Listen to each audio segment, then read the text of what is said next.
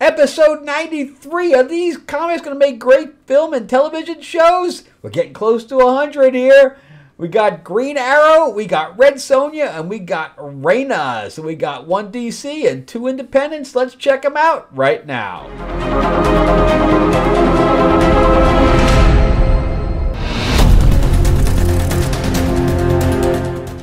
Alright, welcome back to the channel, everyone. Thank you so much for spending time with me as I rant about movies, comic books, and television shows, as well as the occasional board game. I am your host, Frank Zanca. I am an award-winning screenwriter, novelist, and comic book writer. And yeah, if you're looking for anything that I've written, I am on Amazon. You can find my novels and my graphic novels there. And if you're looking for anything that I've written recently that I will be signing, the description below has a link to Lords of LA, which is my vampire mob set in 1950s Hollywood. And again, I do sign those. We are doing late pledge right now. We were backed completely through Kickstarter. And you can get issue 1 as well if you need to catch up. All right, so let's jump into Green Arrow. So this is written by Joshua Williamson, who is also doing Cobra Commander and Duke for the Energon universe. And I think everybody kind of agrees that he is a completely different writer here as he is in the Energon universe. I don't know what the difference is, but he's not as good in writing in DC. I don't know if it's an editor situation or what. But I collected the first few issues when he was in like an alternate multiverse universe, hanging out there, hiding because there was some kind of prophecy that he was going to screw something up. Who the hell knows? So I stopped because Green Arrow is a street-level character. He shouldn't be involved in all that crap. He shouldn't be involved with little street-level crime characters, you know, like Malcolm Merlin, etc., and not dealing with multiversal situations. And so I stopped collecting it. Then I went back once he was actually back on Earth. And now he's being manipulated by Amanda Waller to get a mask from Heroes in Crisis, which was a book that everybody, it was by Tom King, everybody universally hated it, where it made Wally like a serial killer. And I think Roy was actually killed in that. But anyway, so Roy is back and now supposedly working for Waller, so Green Arrow wants to save him. So Waller says, go get me the mask and you'll find Roy in the meantime. So he and Connor head to Antarctica? I don't know where they are. But there's a lot of stuff. So let me see if it even says. It doesn't even say. I don't know where the hell they are. But anyway, so there's a lot of snow. They're doing the little snow mobile thing going on. And who knows where the hell they're going. But I guess there's like a hidden bunker over there that's supposedly where Roy is. So we got a flashback to Heroes in Crisis when Roy dies. And that's when he's told that Roy is actually still alive. And I'm going to go through this pretty quick because there's not a whole lot going on here. So we get this nice little page of, you know, flashbacks of, you know, Roy and him and, you know, his previous adventures. And he's like, I don't know, I'm feeling something here. I think that we're not alone. And you can see the bunker up on top. So he's like, it's a trap, it's a trap. And here comes all the ladies. So then we get, you know, Arrowette, Red Arrow, Red, everybody's got colors here, Red Canary. And then we get little backgrounds on each one of them. But meanwhile, they're part of the Arrow family here, but apparently not. And then here comes Speedy. So we have literally four women coming at both of them. And then we get this little flashback with Robin and, you know, the Teen Titans and all this stuff. And I do like the Speedy picture there. But this is what sets Green Arrow aside from all the other, especially male superheroes, is that he's able to show his emotions to his family. And Speedy hugs him, and then everybody kind of, Arrowhead's like, I don't know what the hell's going on with you people. I'm not even part of this thing. I just have a borrowed first portion of my name. But anyway, he puts his hand on the entry key, and it opens up because they need somebody from the Justice League to get in. Of course, Roy is already in there, so when was Roy part of the Justice League? Not sure. But anyway, you can see that the door opens up, and he walks inside, and he tells the rest of everybody to stay back. He's got to handle this on his own, of course. And the door closes back behind him, so of course they can't even get in if they wanted to. And an arrow whizzes by as he's trying to key into finding the mask. And there's Roy. And Roy's like, you're not real. You're just a fantasy creature created by AI. He's like, well, yeah, today's time I could probably be that. And he's like, I'm gonna kill you. And they get, he doesn't really fight back. And then he realizes that he is real. And we get the second hug for the thing here. And he's like, well, what are we going to do now? And dun, dun, dun. And then they get, like, the AI from the computer is telling them, you're fucked, you're fucked, you're fucked. Because I guess it's created some kind of AI, constructs of the Justice League. And I guess he and Roy are going to fight them all. I don't know. I don't know. It's not very compelling. This is probably the best issue I've read of this run so far. And only because, Ollie's basically being himself. And now we're seeing the rest of the characters around him. And that kind of works. But so far, whole story in general just hasn't been working. It just hasn't been working at all. So we'll see where it goes. I thought it was going to end at 12, but apparently there was just a solicitation for 13.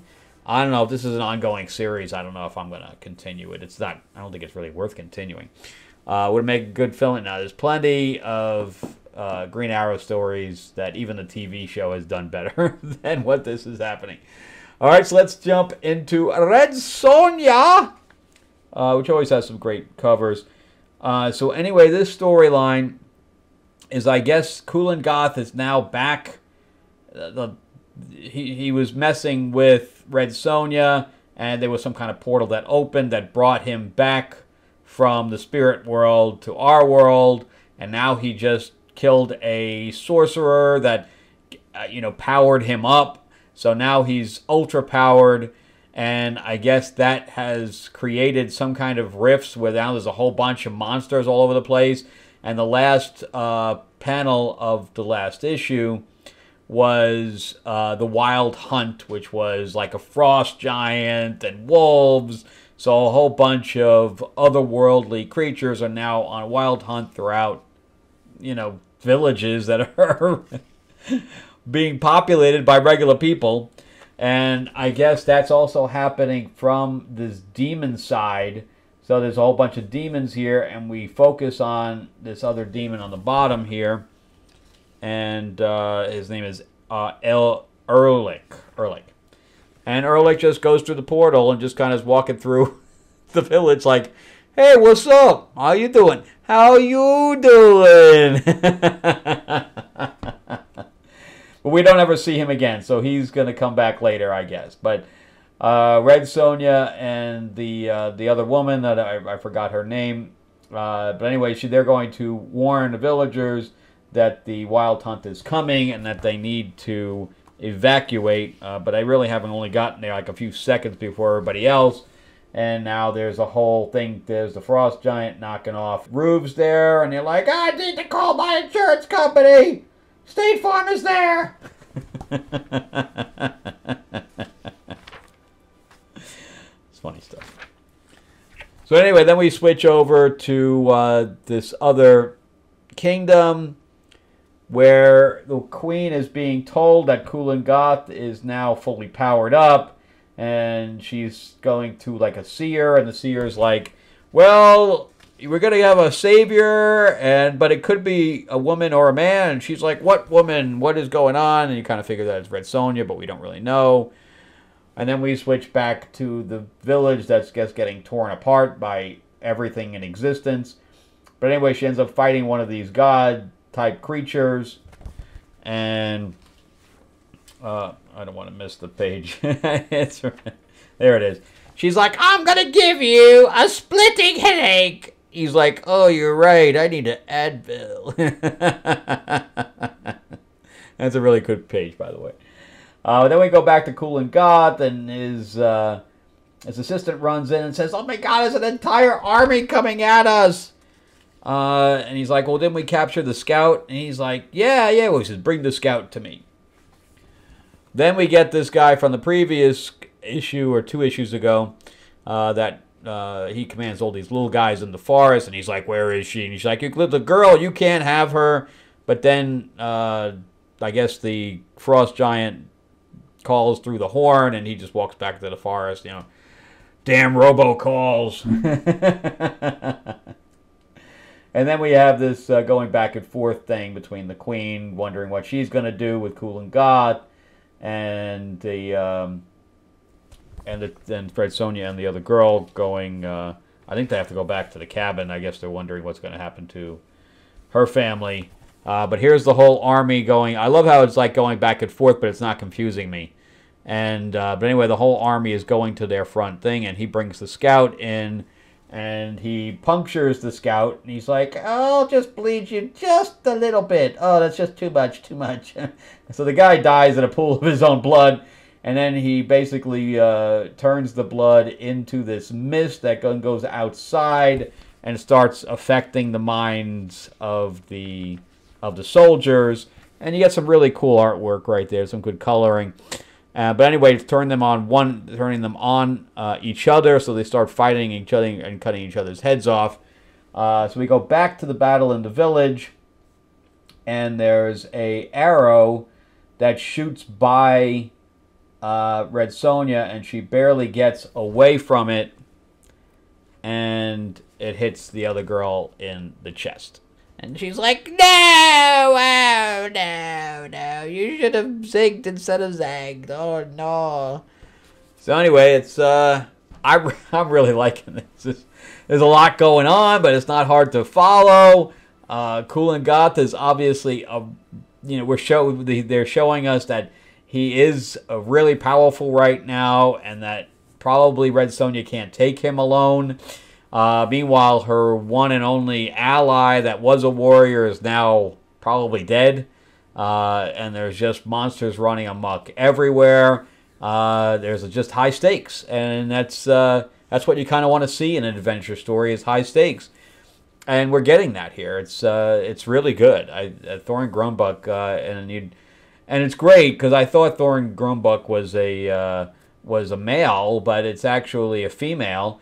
And she's not leaning into the feminism thing. She's not saying all men are bad. She's not saying all men are stupid or anything else. She's just telling a story about Red Sonja, and I can tell that she really has a good grasp on fantasy. And, she's doing it. I think she's doing a good job. I know a lot of people are not liking it for various reasons, but I'm not one of them. I think it's good. All right, so let's look into my Kickstarter book called Rayna, the Bastard Queen. Can we really have a bastard queen? I'm not sure how that works. So, and this thing's like, with Kickstarter, it takes almost like a year between books, or at least 8 months or so. So at least give us some kind of a catch-up here, because I have no idea what happened in the first issue. I don't remember. But we got nothing. Not even like one sentence. So, anyway, it's like a Viking-type situation here, and they're going to find a witch. But I don't remember. Obviously, there was some kind of battle because she has arrows sticking out of her. And she just keep going. But anyway, and I'm just going to flip through this quickly because this book is not written well. The artwork is good, but it's not written well, and I'm going to show you why. So, in fact, who's the writer on this? For all you budding writers out there, I'm going to discuss this with you. Ryan Cummings. Stan Yak is the artist. He did a good job. The colors are good too. But anyway, so we have this page and we have this page, and it's all these heads on pikes of people that she knows and her father and everything like that. And they're all saying, "Oh, why, daughter, why? Why did you do this to us? Why?" And we're going, and they're doing the same thing. And, you know, then we see this 2-page monster spread, roar, which is kind of cool. And you can see the arrows sticking out of her. Again, I'm just going to go through this quickly because none of this has any bearing on anything. And it's like, "Ron, why'd you do this to us?" And then all this, the gold comes out of his mouth, and roar. And I'm just going to keep going. And she wakes up. It was all a vision. 5 pages of a vision? 5? Really? Really? You couldn't do it in 1 page? 2 at highest? Instead, you see how much I kept flipping. This is not how you write. Because now you've used up almost like a third of a book for no story progression whatsoever. None. In the information we could have gotten 5 pages, we could have gotten 1. And that's how you have to write. It's like, how much can I not write? How much can I deliver? What kind of information can I deliver in the least amount of pages? That's how this works.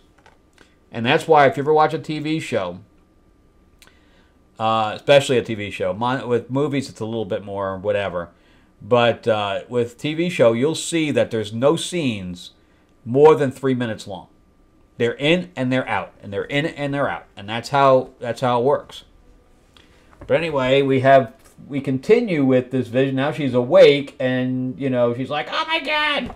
And her father's like, "What's wrong with you?" Blah blah blah. So we right now up to this point, all we know is that she had a vision, and we've had no progression, and we're still going. Now he's holding her. Nothing has happened. And if you notice, there's the middle of the book. There's the staple. We're in the middle of the book, and nothing has happened. Nothing. So now they're continuing on, and she's bitching, or they're bitching that they're walking all day, and she's like, "Oh, man up, you pussy, blah, blah, blah. If you don't want to keep going, then shut the hell up." So she's acting like a bitch on top of that. And then she sees another vision, and then she flip-flops and says, I think something's wrong here. I don't think we should keep going. So now you're bitching about the same thing the other guy who just started bitching about that you got on his ass. But anyway, she sees another vision of that monster, and and now she's like, I don't think we should get, something's wrong. We shouldn't keep going. He's like, we're not turning back. You promised these people gold and the witch, and that's what we're going to do. So they're walking, and they see this thing with ears attached over like a necklace, and they're going. So besides symbolizing everything, besides these symbols and totems and visions, nothing's happened. Nothing in this entire book. So, but they find gold on the floor, and he's like, "Oh my God, there's gold everywhere. See, you did it. You did it. You gave them the gold." And again, she sees the vision of the monster, and she's like, well, whatever. And they're like going to find the witch. That's it. The amount of story I got in this book is literally like 3 pages. The rest of it's all just filler. I don't. Why even pay your artist to do all that work for no story? The artist had to be going there going, really? Really? More of this? More of this? It's crazy. It's crazy. Will this make a good film and television show? I don't even know. I don't know what the story is. They're going after a witch. That's all I know.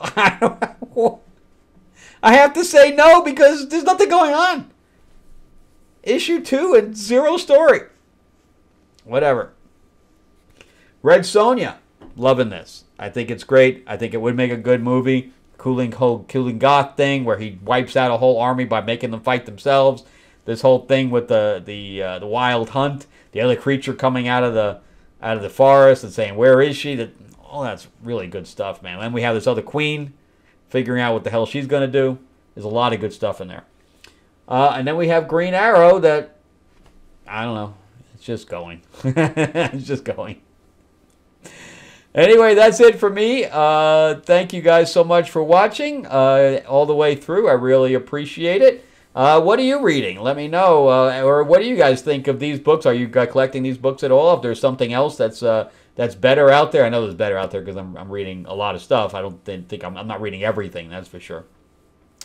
And remember to give me a thumbs up, a like, give me a middle finger, whatever. Any kind of comment or anything really helps with the algorithm, any kind of engagement. So anything you can do really helps. So if you give me that like or whatever else, all that stuff really helps the algorithm. Also, if you're not subscribed, this is one of your first times here. Thank you guys so much for watching too and joining us. And yeah, if you can subscribe, why the hell not? It's free. Click that little bell. And remember that Lords of LA, my vampire mob set in 1950s Hollywood, issue 1 and issue 2. The link below in the description for Fund My Comic will take you there if you want to jump in on that. Again, it's been fully funded. You can just jump in on late pledge at this point. But again, it's plenty of vampire on vampire action, vampire on Werepanther. Yes, I have a Werepanther, so there's monsters in it as well. And it is a mature book, so don't buy it for the kids. So yeah. And then if you guys are into games, me and Mark Spears, who does covers for Spawn and Vampirella, Power Rangers, and more, he and I are working on a card game right now. It's called Myth Lords. In fact, you can see Rift Storm behind me. We had to change the name. But we just got some of the stuff in. So this is the Oz expansion pack. And you can see it says Myth Lords on it and stuff like that. So it's going to be awesome.